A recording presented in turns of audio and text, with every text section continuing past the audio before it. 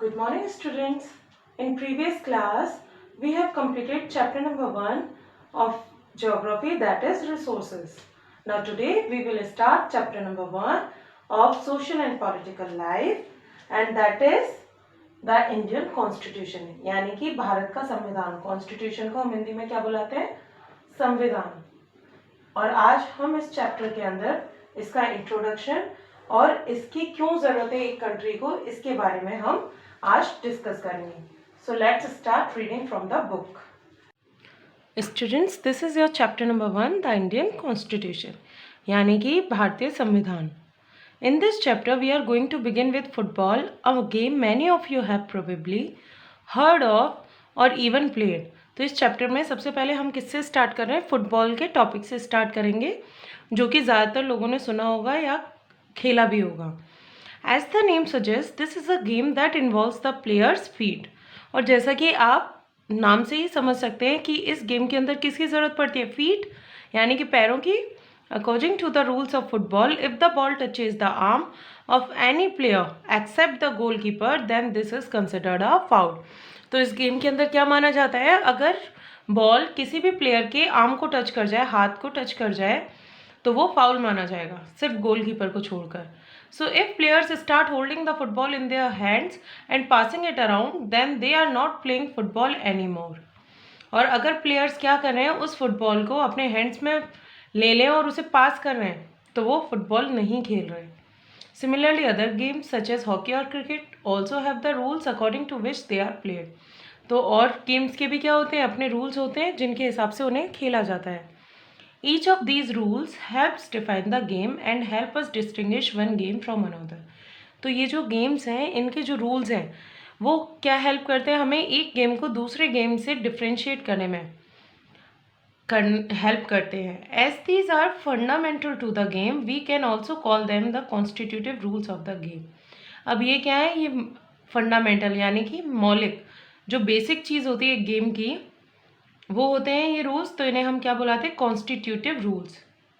उस गेम के constitutive rules, यानी कि जिसके बिना एक गेम रन नहीं कर सकता. Like these games a society also has constitutive rules. और ऐसे ही गेम की तरह से हर एक सोसाइटी के अपने रूल्स होते हैं, जो कि क्या करते हैं? That make it what it is and differentiate it from other kind of society. जो कि क्या करते हैं? हर एक सोसाइटी को एक दूसरे से भिन्न बनाते हैं.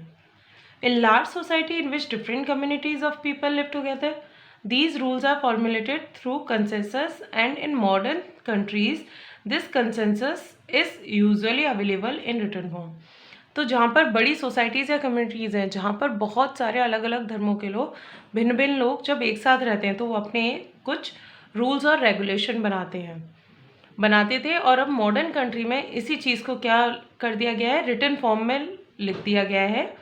और ये जो रिटन डॉक्यूमेंट होता है जिसमें ये सारे रूल्स पाए जाते हैं, उसे हम क्या बुलाते हैं?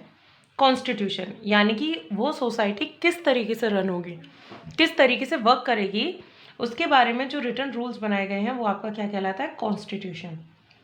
We have looked at the Indian constitution in class 6th and 7th in our social and political life text. और इसके बारे में हम 6th-7th में पढ़ चुके हैं. क्या आपने कभी सोचा है कि इस कॉन्स्टिट्यूशन के बारे में कि हमें इसकी नीड क्यों है? या कभी आपने सोचा कि कॉन्स्टिट्यूशन किस तरीके से लिखा गया और किसने लिखा? तो ये सारी चीज़ें हम इस चैप्टर में डिस्कस करेंगे और इसके हर एक फीचर्स को हम बहुत ध्यान से पढ़ेंगे और किस तरीके से ये वर्क करता है उस पर हम बात करेंगे. तो ये तो था इस चैप्टर का इंट्रोडक्शन. अब नेक्स्ट टॉपिक है इसके अंदर, why does a country need a constitution. कि कॉन्स्टिट्यूशन की एक देश को क्यों ज़रूरत होती है. Today most countries in the world have a constitution. आज के टाइम में ज़्यादातर जितने भी वर्ल्ड के अंदर जो भी कंट्रीज़ हैं, उनका अपना अपना संविधान है. While all democratic countries are likely to have a constitution, it is not necessary that all countries that have a constitution are democratic. ज़्यादातर अगर आप देखेंगे तो जितनी भी डेमोक्रेटिक कंट्रीज़ हैं, उनके पास अपना कॉन्स्टिट्यूशन होगा. लेकिन ये ज़रूरी नहीं है कि जिन कंट्री के पास कॉन्स्टिट्यूशन है वो हर country democratic. The constitution serves several purposes. First, it lays out certain ideals that form the basis of the kind of country that we as citizens aspire to live in. तो constitution क्या करता है, हमें बहुत सारे उद्देश्य प्रदान करता है, जिसमें से पहला क्या है आपका, सबसे पहले ये बताता है कि क्या आदर्श होने चाहिए या फिर एक कंट्री के जो सिटीजन्स हैं उन्हें किस तरीके से रहना चाहिए, फर्स्ट थिंग. और फिर another way, a constitution tells us what the fundamental nature of our society is. और अगर दूसरे तरीके से हम बोलें तो कॉन्स्टिट्यूशन क्या बताता है कि एक सोसाइटी को किस तरीके का उसका वर्क होना चाहिए, क्या नेचर होनी चाहिए उसकी, मौलिक रूप क्या होना चाहिए.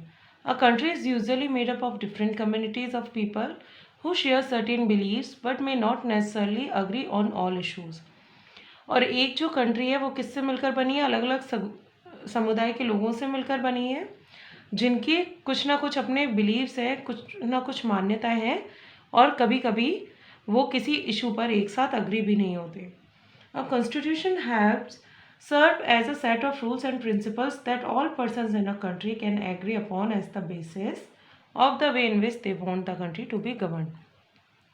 तो इसी कारण से ये कॉन्स्टिट्यूशन जो है, हमारा संविधान क्या करता है, इस तरीके के रूल्स और प्रिंसिपल्स बनाता है या फिर बताता है कंट्री के लिए, जिसे सारे लोग समान रूप से फॉलो कर सकें और एक कंट्री को प्रॉपर तरीके से चलाया जा सके उन रूल्स के अकॉर्डिंग.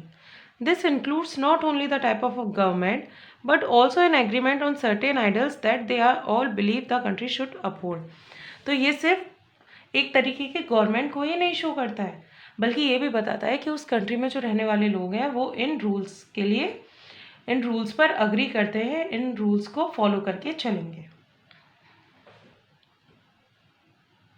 तो ये था why does a country need a constitution.